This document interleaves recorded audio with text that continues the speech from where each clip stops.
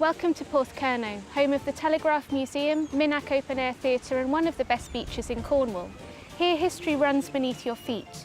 This beautiful valley was the hub of global communications for over 100 years, and you don't have to dig deep to discover its history and culture.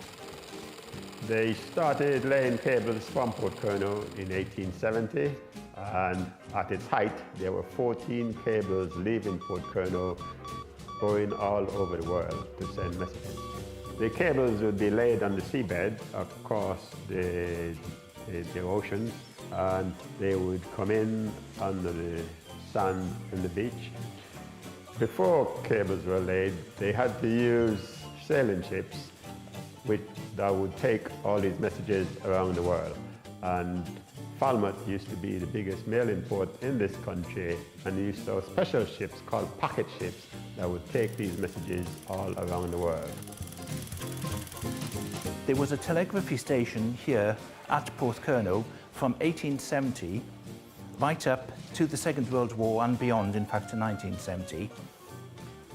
And in the 1930s, it was actually the busiest telegraph station in this country and probably one of the busiest in the world.